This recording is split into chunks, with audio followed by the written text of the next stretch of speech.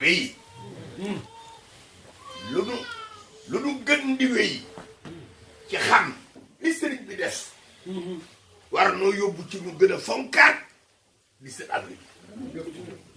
ndax lu ko mooy la conséquence ne peut pas être positive xam-xam bi ndéem noo ngi yokk saa su ne si elle ne produit pas de conséquences positives lu muy njëriñ elle se serait pas justifiée kon gars yi dañu waajal 17 avril nañu engagé waat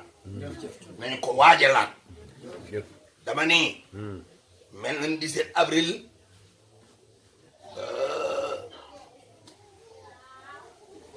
fagaru bi ci war yees gi ci war ndax xam-xam bi ñuy am te du taxaw waroon na am corrélation fa war a am ay liaison la nu xamoon fa nu ca newoon ndax lan ca daan jëf ak fiñ ci tollu dama ni bu nu bëggee mu nekk xam-xam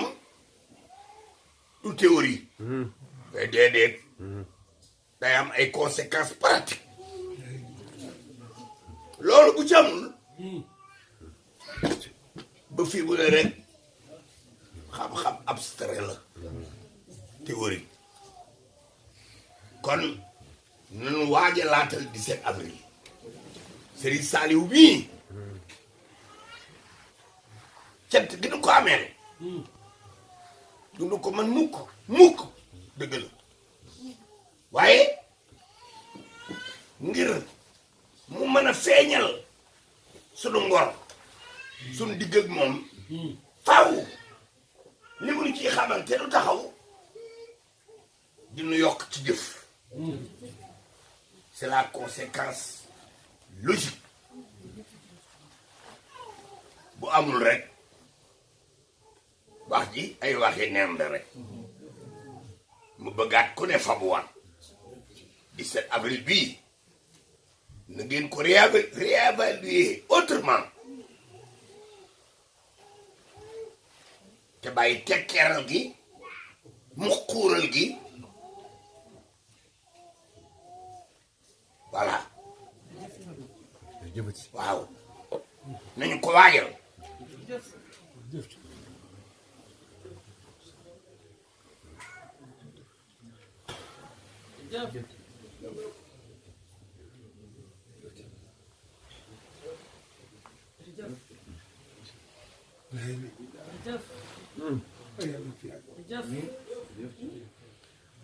jëfati